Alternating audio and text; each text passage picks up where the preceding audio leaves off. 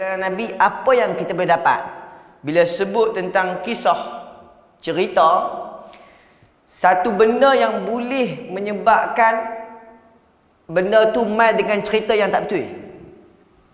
Lama-lama cerita pun kalau mai hak betul ni payah. Jadi mai hak cerita ni dia mau tak mau dia akan mai hak tambah banyak.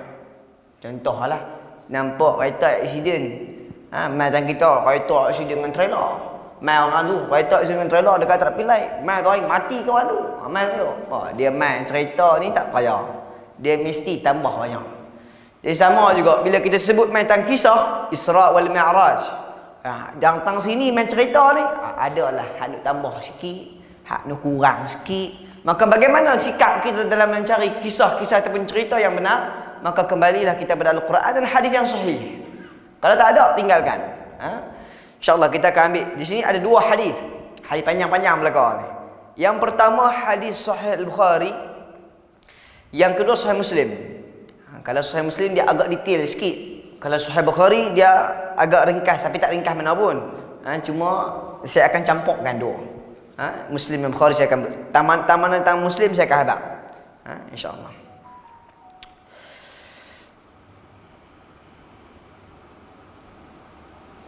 Baik.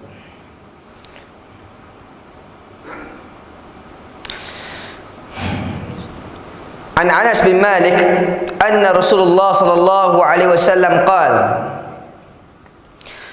utitu bil bura wa huwa dabbatu abyad tawilun fawqa al himar wa duna al baghl yada'a hafirahu 'inda muntaha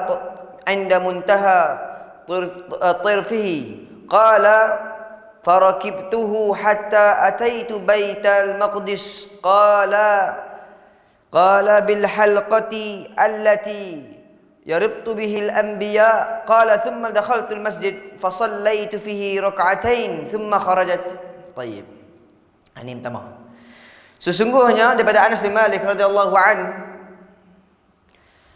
anna Rasulullah sallallahu alaihi wasallam qala utitul burak bil burak, datang kepadanya burak. Burak ni apa dia? Satu binatang atau kita sebut kenderaan daripada perjalanan Isra, daripada mana? Daripada Masjidil Haram ila Masjidil Aqsa alladhi barakna haulah. Sebut dalam surah Al-Isra.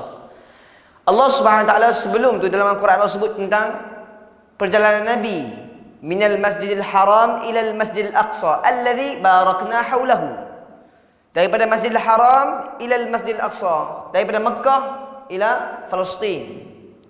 Ini pertama sebelum berlakunya hijrah. Kemudian yang kedua sebelum diperintahkan solat. Kewajipan solat tak ada lagi waktu ni. Maka perjalanan sebelum ini disebut dalam hadis Sahih Bukhari yang mana sebelum diangkat ataupun dilakukan perjalanan malam, Nabi SAW didatangi oleh para malaikat. Datangi para malaikat untuk dibelah dadanya dan diletakkan iman wal hikmah sebagai persiapan menghadapi tugas yang akan baginda tunaikan. Kemudian datanglah kenderaan putih abyad. Ini Sahih Muslim. Kenderaan putih yang lebih kecil daripada kuda dan lebih besar daripada keldai. Namanya diberi nama sebagai burak. Maksudnya kecil pada kuda, besar pada keldai. Cukup. Jangan duk biabak kata kuda padi. Kuda padi. Jangan ada bang kuda padi. Kita hanya tahu lagu tu lah. Sekali dia babak pula. Burak ni dia macam kuda padi. Dia kecil pada kuda, besar pada keldai. Macam mana? Kita faham. Allah nak tunjuk betul pun tak boleh. Kepatasan kelajuan setiap langkah burak sejauh pandangan mata. Lalu baginda menunggang ditemani oleh Jibril Al-Amin sehingga sampai di Baitul Maqdis. Yang saya baca ni terjemahan daripada hadis Sahih Bukhari. Baginda singgah dan salat bersama para nabi. Sampai di Baitul Maqdis, Nabi salat 2 rakaat dan Nabi bersolat bersama para nabi. Dan Nabi menjadi imam. Seluruh nabi dan rasul solat di belakangnya. Ramai. Jadi malam tu ramailah. Sebab Nabi jumlah para nabi 10,000. Jumlah para rasul 313. Ada kata 314. Kira di sini sebut semua nabi dan para rasul. Kalau semua nabi ni, kalau semua rasul mencukupi semua nabi. Tak semua Nabi itu Rasul, tetapi semua Rasul itu adalah Nabi. Kalau semua Nabi, maksudnya mencakupi Rasul. Cukup sebenarnya. Kemudian, sekaligus sebagai imam yang diikuti, kemudian baginda naik ke langit dunia pertama bersama Jibril. Baik. Dalam hadis Bukhari, dia terus habaq naik ke Jibril. Dalam Sahih Muslim, dia cerita tentang ketika sampai di Baitul Maqdis, Nabi SAW ikat burak tu. Ikat tambat burak. Dan Nabi naik, selepas solat Nabi naik bersama Jibril. Ini lebih rinci sikit. Dia naik bersama Jibril ke langit yang pertama. Baik. Sampai di langit pertama, Jibril meminta dibukakan pintu sehingga ditanyakan kepadanya, "Man?" Qila man ma'ak. Mula dia tanya man, dia kata Jibril. Qila man ma'ak, siapa bersama kamu? Qala Muhammad. Adakah sudah dia menjadi utusan? Adakah dia telah menjadi rasul? Qala na'am, sudah. Maka dibukakan langit yang pertama. Sebelum tu menunjukkan para malaikat ataupun para penjaga langit dah menunggu masa datangnya Nabi. Sebab tu dia tanya, dah diutusnya sebagai rasul? Adakah dia telah menjadi utusan? Menunjukkan mereka dah tahu dah nak akan ada orang yang akan naik ke langit ni. Cuma tak tahu bila. Bila mai dengan Jibril, kawan tu malaikat tanya kepada Jibril, maka Jibril pun menjawab dan dibukakan langit yang pertama. Dikatakan selamat untuknya dan ini sungguh kedatangan orang yang baik. Penjaga ni. Ini setiap langit ni dia ada penjaga. Nak kata hebatnya Allah Subhanahu Wa Taala. Tapi tak tahu kok Ayah Pin lagi hebat. Ayah Pin dia pergi langit, dia jumpa penjaga tu lagu mana tak tahu. Ayah Pin tu kan dia naik kan langit. Aduh, haru. Jadi ada orang yang dapat melepasi langit pertama seorang, betul tak? Buatlah roket start mana pun, langit pertama pun tak lepas. Maka dibukakan untuknya, di dalamnya ada Adam alaihissalam. Ini kalau boleh tuan-tuan yang boleh ingat kuat sikit, ingat langit pertama adanya Adam alaihissalam. Jibril berkata, "Ini adalah bapakmu, ucapkan salam padanya." Ini dalam hadis Sahih Bukhari. Lalu baginda mengucapkan salam dan Nabi Adam pun menjawab salamnya dan dia berkata, "Selamat datang anak yang saleh dan Nabi yang saleh." Siapa kata ni? Adam kepada Nabi Muhammad sallallahu alaihi wasallam. Di sebelah kanannya terdapat ruh orang yang beruntung dan di sebelah kirinya terdapat ruh orang yang sengsara dari keturunannya. Jika dia memandang ke sebelah kanan, dia merasa senang dan ketawa. Apabila dia melihat sebelah kiri, dia merasa sedih dan dia menangis. Ini tentang Nabi Adam dan hadis Sahih Bukhari, yang mana ketika di sebelah Adam alaihissalam dilihat orang yang ruh-ruh yang berjaya, ataupun kita sebut ruh-ruh yang mana orang yang beruntung daripada keturunan Nabi Adam alaihissalam. Maka Nabi Adam ketika melihat belah kanannya dia seronok, tetapi bila dia melihat belah kiri dia sedih. Baik.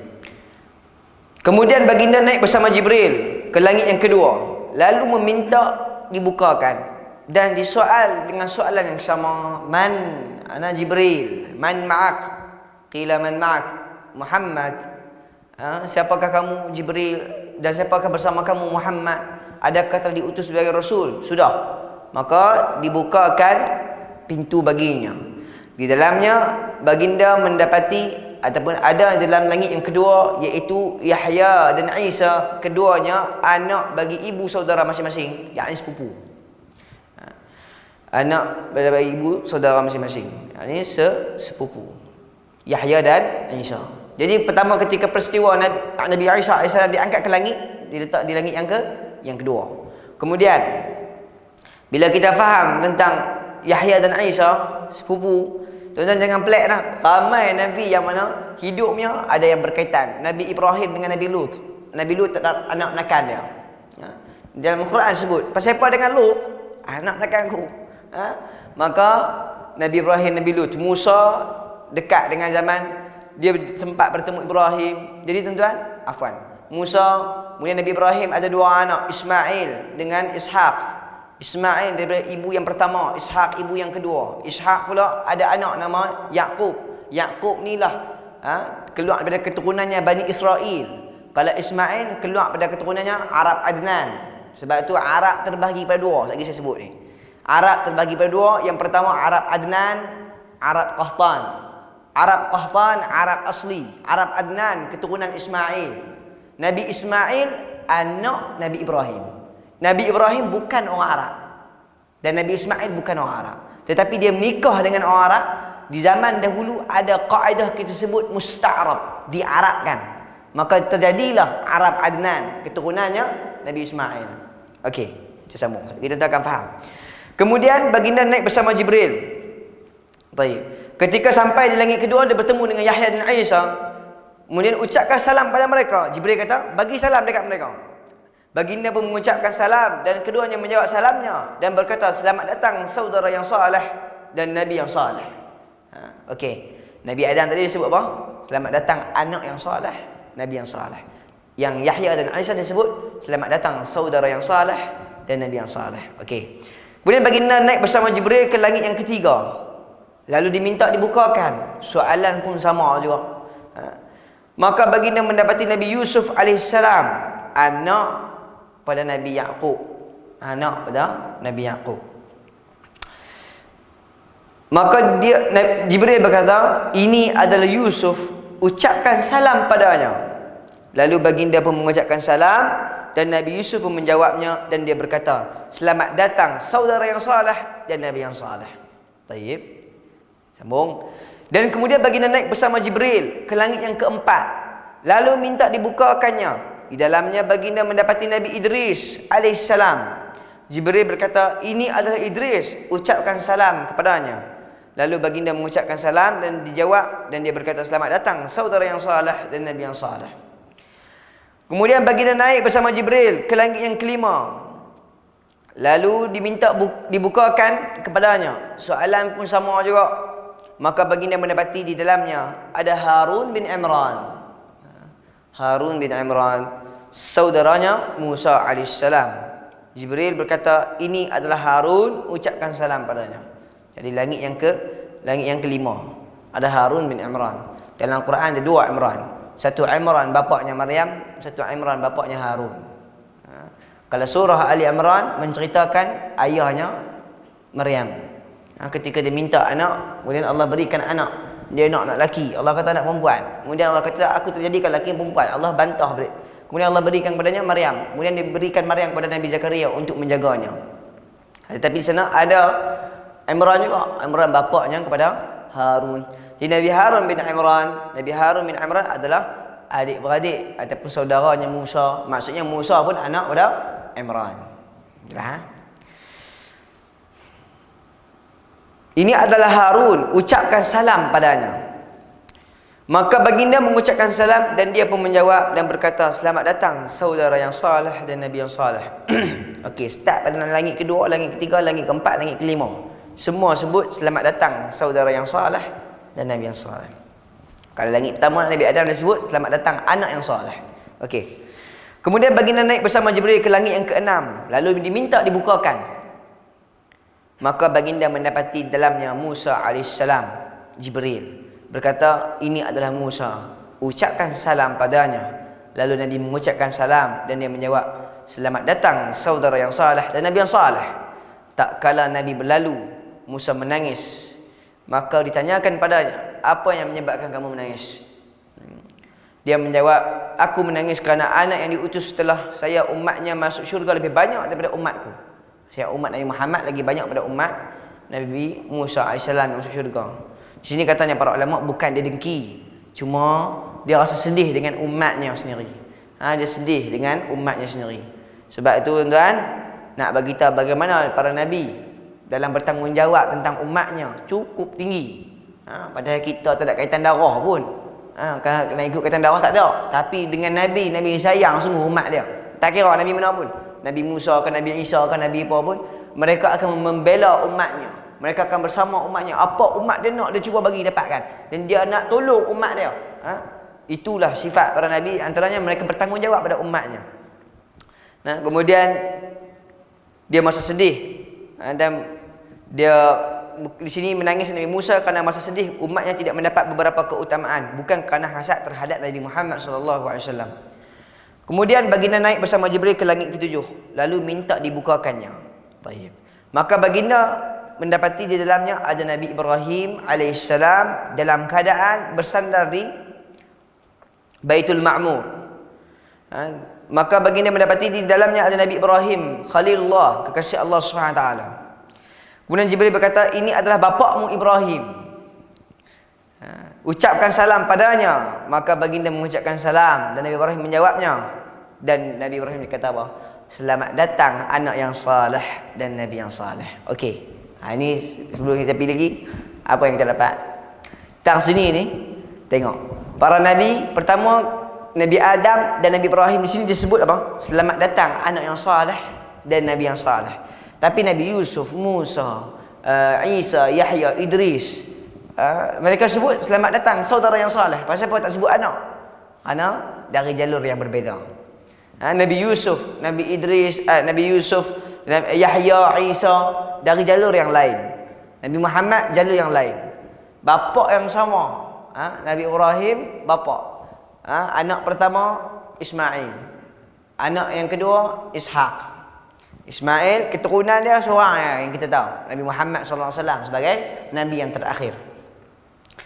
Kemudian Nabi Ishaq keturunan dia Yaqub. Yaqub ni lah diberi gelaran Israel. Kemudian keluar pada keturunan 12 orang anak ni. Mai 12 orang anak ni semua keturunan Bani Israel. Mai pada Yusuf, mai ada pada abang dia, adik yang orang duk sebut Bunyamin, padahal bukan nama Bunyamin pun dalam Quran dan hadis tak ada pun. Semua tu daripada kitab Israeliat. Ya.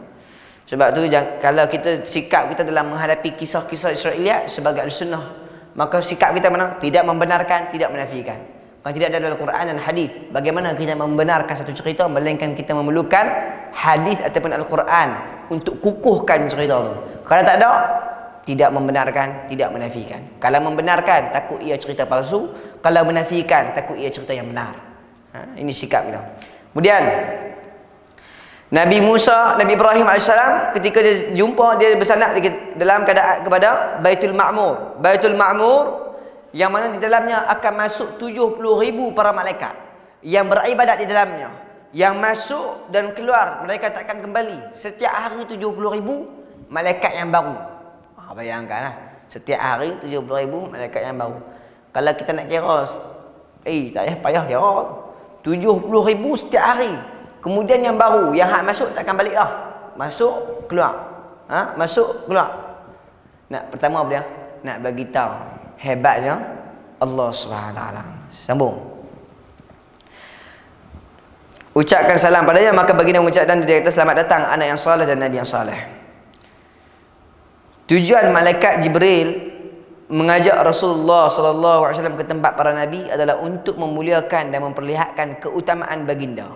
Ketika itu Nabi Ibrahim kekasih Allah bersandar ke Baitul Ma'mur di langit yang ketujuh, yang setiap harinya ada 70,000 malaikat masuk ke dalamnya untuk beribadah dan solat.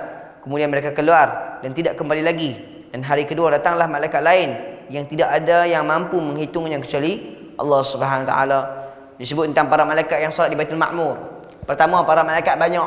Yang kita tahu nama sikitnya, Jibril, Mikail, kemudian apa lagi? Israfil, tak banyak. Kita tahu dalam 5 atau 6 nama saja dalam Al-Quran ataupun hadis. Selain tu hak nama ada ubah, Itail, macam-macam nama. Yang ni tak payah. Kita nama-nama yang para malaikat ni dalam rukun iman, beriman dengan para malaikat, di antaranya beriman dengan nama-nama yang diberi dan nama yang tak diberi. Nama yang tak cerita, kita beriman. Tapi kalau sikap kita duk pibuh nama, saya rasa malaikat ni saya layak bubuh nama dia Ahmad kot. Mana boleh. Dia ingat anak dia kot nak bubuh nama apa. Tak boleh. Nama para malaikat hanya Allah SWT yang boleh memberikannya. Dan tak boleh kita kata nama dia fulan bin fulan, melainkan adanya nas Al-Quran ataupun hadis Nabi SAW. Kemudian di antara hikmah yang Allah SWT cerita tentang para malaikat yang duduk di Baitul Ma'mur semayang beribadat kepada Allah, nak bagi tahu kekuasaan. Orang tu dilihat hebatnya dia apabila dilihat banyaknya tenteranya. Seorang raja ataupun satu kerajaan nak dilihat kuatnya dia, dilihat banyaknya tenteranya. Kalau tentera dia banyak, hebat kerajaannya. Kalau tenteranya sikit, kurang hebat kerajaannya. Maka Allah SWT tenteranya, para malaikat setiap hari 70,000, berapa ribu tahun, juta tahun dah dunia ni. Maka begitu hebatnya Allah SWT dan begitu luasnya alam semesta. Baik, sambung. Tujuan malaikat Jibril mengajak tu untuk ke tempat para nabi adalah untuk memuliakan dan memperlihatkan keutamaan baginda. Kemudian Nabi diangkat ke Sidratul Muntaha dan baginda ditakjubkan oleh pemandangan yang indah dan baik, dan tidak ada seorang pun yang dapat mengungkapkan keindahan tersebut. Lalu Allah SWT menetapkan kewajipan solat 50 waktu sehari semalam. Baik. Nabi naik ke Sidratul Muntaha. Tuan-tuan pernah dengar tak hadis orang cerita Nabi naik Isra' Mi'raj pakai selipar? Ingat? Ni orang cerita sungguh. Di Malaysia ni masyhur cerita ni. Dia naik dengan selipar-selipar. Dalam Bukhari pun tak sebut, dalam Muslim pun tak sebut. Yang sebut siapa dia? Depa. Dan hadis tu jelas palsu. Palsu. Kalaulah kita dalam bab jahil ni, jahil dalam bahasa Arab ni ada dua, ada jahil basit, ada jahil murakkab. Kalau bab jahil semua manusia ni bodoh, tak erti, sebab tu kita mengaji. Tetapi kalau kita tak erti, jangan buat bagi orang tahu kata kita ni tak erti. Jangan buat. Satu tak erti tak apa lah. Ni buat muka serius ni yang lawak. Yakin ada hadis Nabi naik dengan selipar sampai ke aras. Sabar Ustaz. Nabi dalam Bukhari sebut dalam Suratul Muntaha ya. Ni dengan selipar-selipar memang mana ni? Tak ada. Ini hadis palsu. Siapa sebut? Ini para imam. Bahkan satu imam dia kata apa? Sesungguhnya di zaman kami, ni ulama zaman dulu dia kata sesungguhnya di zaman kami, saya tak ingat nama ulama ni. Dia ulama Mesir. Sesungguhnya di zaman kami ramai yang pendakwah-pendakwah atau penceramah-penceramah yang membawa cerita-cerita palsu, yang menggunakan hadis-hadis palsu. Maka dikatakan hadisnya apa? Di antara hadis-hadis yang masyhur di kalangan penceramah zaman kami, iaitu orang yang menceritakan Nabi dimi'rajkan dengan selipar ataupun ni'alnya Nabi SAW. Ini antara cerita yang masyhur palsu. Mai zaman kita dia ulang balik cerita palsu ni. Sebab tu orang yang mengaji ni akan mengetahui bahawa ini adalah satu cerita yang palsu. Kemudian sampai di Sidratul Muntaha, diperintahkan kepada Nabi solat 50 waktu dalam sehari semalam. Okey. Yang hak ahbab kata nampak perempuan diazab. Nampak apa lagi? Satu kelompok yang diazab kerana menyisihi dan sebagainya. Ini semua cerita tambahan. Semua cerita tambah ya. Tak ada. Cerita tambahan saja. Baginda ditakjubkan pemandangan yang indah di Sidratul Muntaha dalam hadis Aisyah, hadis yang sahih. Nabi bertemu Allah tetapi Nabi tidak melihatnya. Dalam hadis yang daripada Aisyah radhiyallahu anha, Nabi bertemu Allah, confirm. Cuma melihat, tidak melihatnya. Maka di sini ketika diwajibkan solat 50 waktu, baginda pun merasa redha dengan perintah tersebut dan baginda terima, kemudian turun 50 waktu sehari semalam. Banyak. Tak kala melewati Nabi Musa AS, ketika turun dia akan lewatlah, dia akan lalu langit ke-6, 7, 6, 5, 4 ni. Sampai dalam langit sampai ke tempat Musa, dan dia berkata, apa yang diwajibkan Allah kepada umatmu? Dia tanyalah Nabi Musa AS. Baginda menjawab, solat 50 waktu dalam sehari. Waktu tu Nabi Muhammad redha. Tak ada apa pun. Okey. Musa berkata, umatmu tidak akan mampu melaksanakannya. Saya sudah mencuba sebelum kamu, dan saya telah berusaha dengan sungguh-sungguh dengan Bani Israel. Maka kembalilah kepada Tuhanmu dan mintalah keringanan kepadanya untuk umatmu. Okey. Pertama Nabi Musa ni dia ada orang berpengalaman lah. Dia kata aku makan garam dulu. Cuma bahasa kita lah. Cuma nak kata apa? Aku dah lalu semua ni. Umat hang takkan mampu. Umat aku ni kami dah usaha sungguh-sungguh lah, tapi tak payah. Bani Israel ni ketegak. Tak apa nak bully. Jadi kalau orang tanya kita di antara solat Bani Israel berapa waktu? 50 waktu. Kalau orang tanya kita solat Bani Israel 50 waktu. Kalau kita kira kan, bukan 3 jam sekali. 50 waktu. Mau tak mau setengah jam sekali. 5 waktu pun tak nak buat.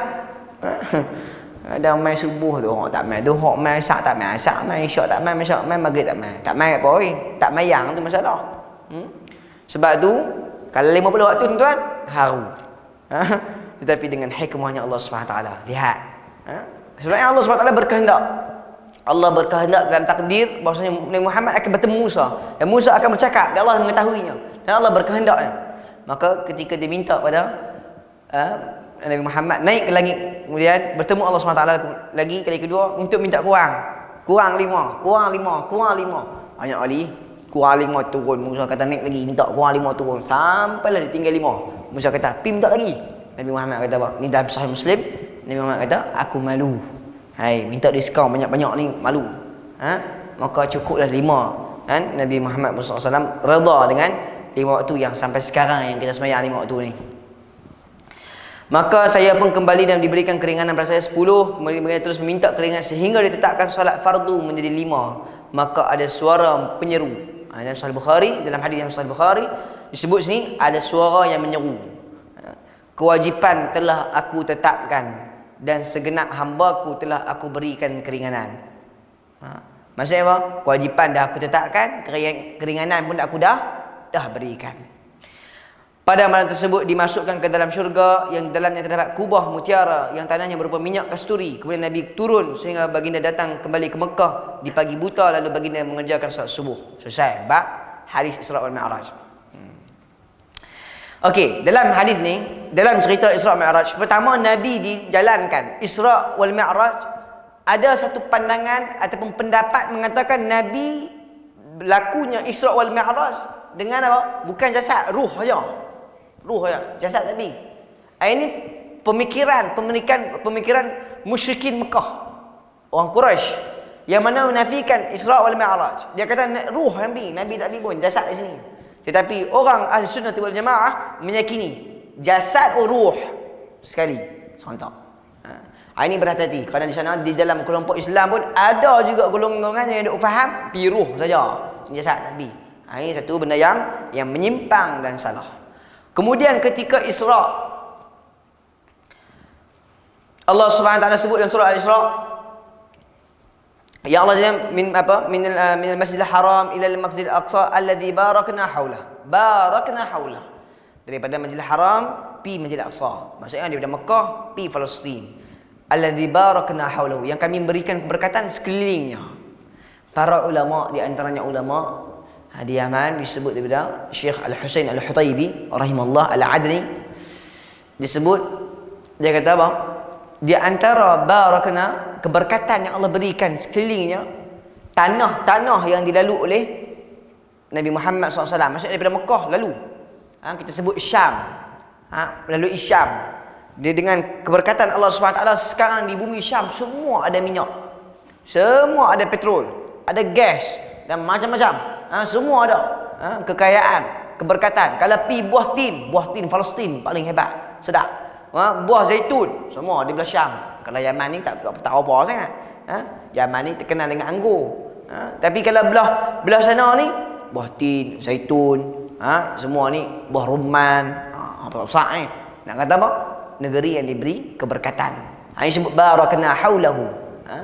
Sini di antara tafsirnya para ulama mengatakan di situlah keberkatan, yang maksudnya boleh kita ambil bahwasanya semua negeri Syam yang Nabi lalu semua diberi keberkatan. Sampai di Palestin, kemudian Nabi naik. Okey, cerita Nabi naik tu, Nabi tak ada yang kata cerita Nabi naik dengan lipat-lipat tu pertama palsu, tak ada. Kemudian bila Nabi naik, semua yang kita baca sampai Nabi Ibrahim jumpa Adam, jumpa Yahya, Isa, jumpa semua ni lah. Pertama kita tak melihatnya. Ini dikhabarkan oleh Nabi SAW. Kita tak nak nampak pun. Siapa yang nampak? Tak nampak kan? Tapi kita diperintahkan mengimaninya, mempercayainya, bukan mempertikaikannya. Anda faham lah? Dalam kaedah Islam kita ada kaedah sami'na wa ata'na, dengar dan taat, cukup. Jangan nak pergi tambah. Pasal apa? Kenapa? Laish. Limadha? Tak payah. Tak perlu. Tetapi diberikan kaedah sami'na wa ata'na. Ketika datangnya kisah ini, orang kata Muhammad ni gila. Apa pergi Masjid Aqsa malam tuan-tuan, pergi Masjid Aqsa ni. Daripada Mekah kalau pergi Masjid Aqsa ni, mau tak mau kalau naik bas saja pun 3-4 hari tu. Ni pergi semalam ya.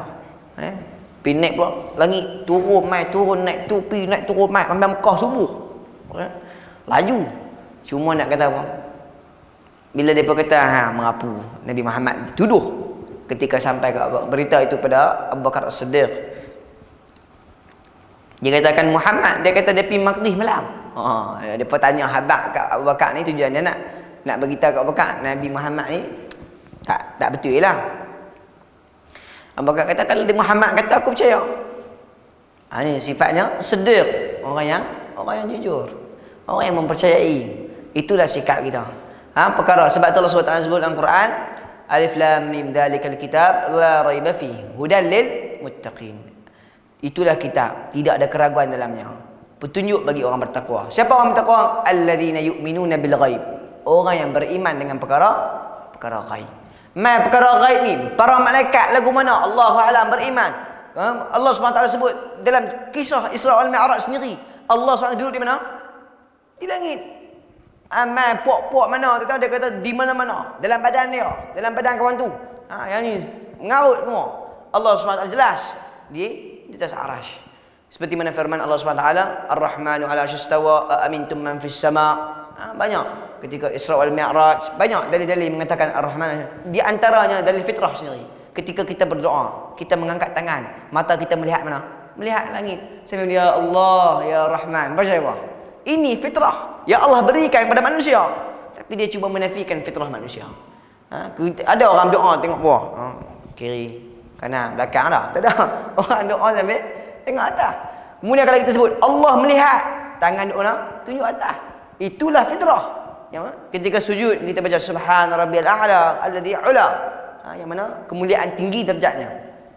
Itu di antara faedah yang kita dapat tentang keyakinan bagaimana sikap kita umat Islam, umat Nabi. Bila main cerita-cerita yang perkara hanya Nabi yang cerita, beriman. Walaupun didengar di mata kita adalah mustahil. Mustahil. Ini cerita yang mustahil, tak betul. Macam payah ni, mana boleh orang buat? Maka kita umat Islam, di sinilah keimanannya. Bagaimana dalam kita menghadapi kisah ni dengan kita mengimani cerita itu 100%. Tak ada sikit pun keraguan, bahkan kita meyakini, bahkan kita menyebarkannya. Ini orang yang imannya sepenuh-penuh iman. Kemudian perintah solat. Perintah solat. Yang ketiga tentang perintah solat. Diberikan perintah solat 50, turun per 5. Turun per 5. Maka ketika Nabi SAW turun, Nabi lakukan solat subuh. Maka disitulah mulanya perintahnya solat. Cerita yang kita dapat, baginda Nabi SAW dibawa kepada langit ke-7 dan bertemu dengan Allah Subhanahu Wa Taala dan diberikan perintah untuk solat 5 waktu. Maka dipulangkan kepada kita sampai sekarang 5 waktu. Di sini satu perkara yang kita kena jaga, iaitu tentang solat. Orang tua-tua kata apa? Buah tera mana pun solat jangan tinggal. Orang tua kata lah. Buah macam mana pun solat jangan tinggal. Allah SWT sebut sendiri dalam Quran, alladzina yu'minuna bil ghaib wa yuqimuna as-salah wa mimma razaqnahum yunfiqun.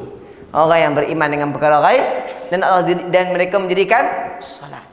Di sini solat ini termasuk membawa pada agama, aimanuddin, tiang agama. Tiang agama. Bila sebut solat merangkumi agama seluruhnya Islam. Rukun Islam, rukun yang kedua solat.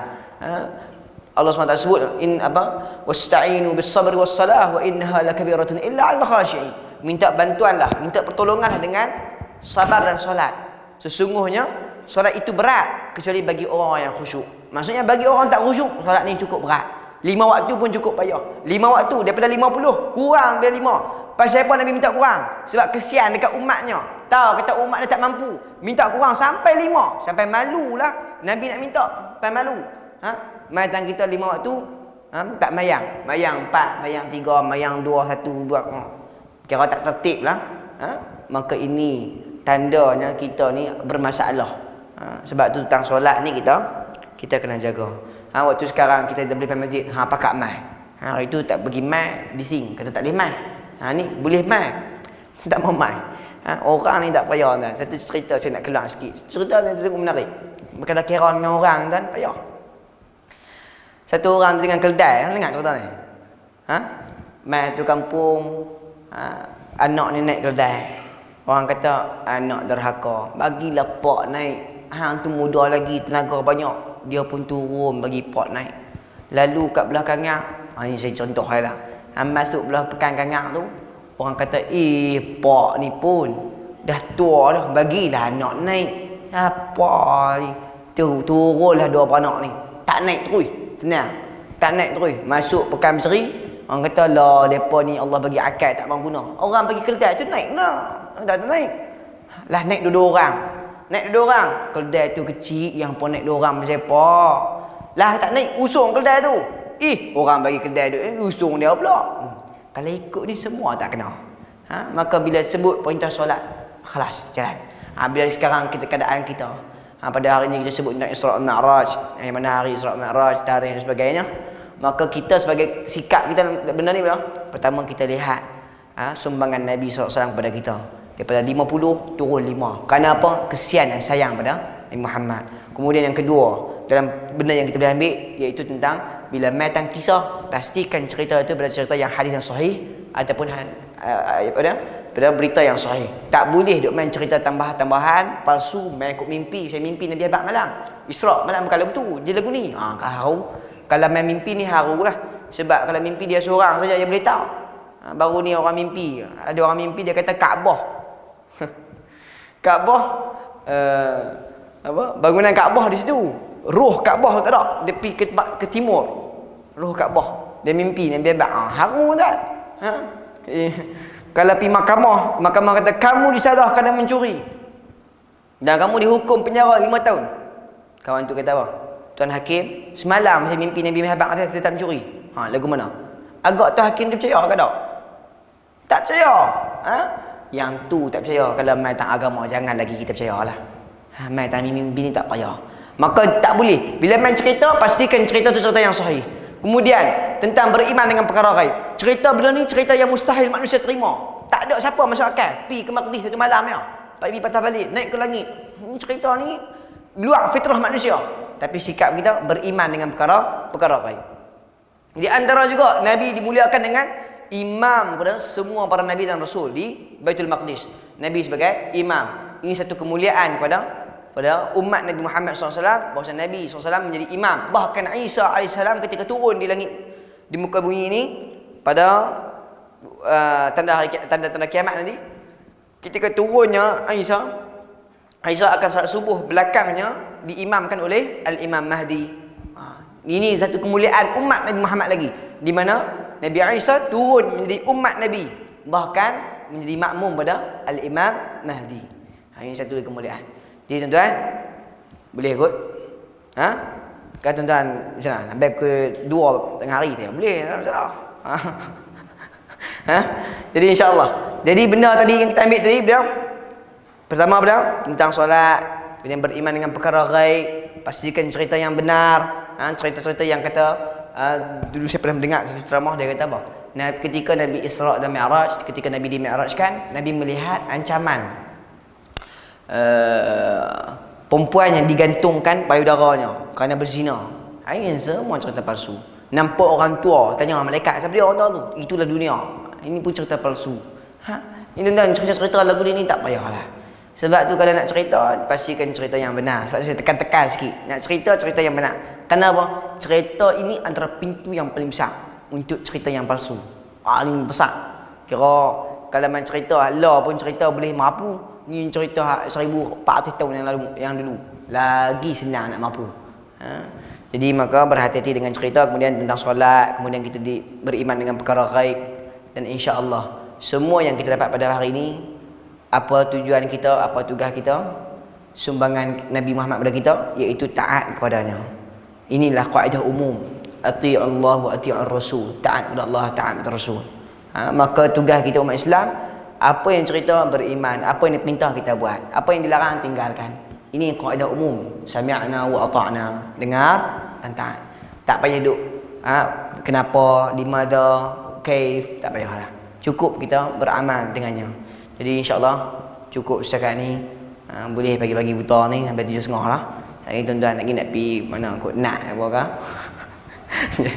Jadi insya-Allah yang baik daripada Allah, yang kurang dari saya, terkasar bahasa kurang yang saya. Pada umumnya yang baik itu semua daripada Allah Subhanahu wa taala. Jadi insya-Allah cukup setakat ini kita akhirkan majlis kita pada pagi ini dengan tasbih kafarah subhanakallah bihamdik asyhadu an la ilaha illa anta astaghfiruka wa atubu ilaik. Wabillahi taufiq wal hidayah. Wassalamualaikum warahmatullahi wabarakatuh.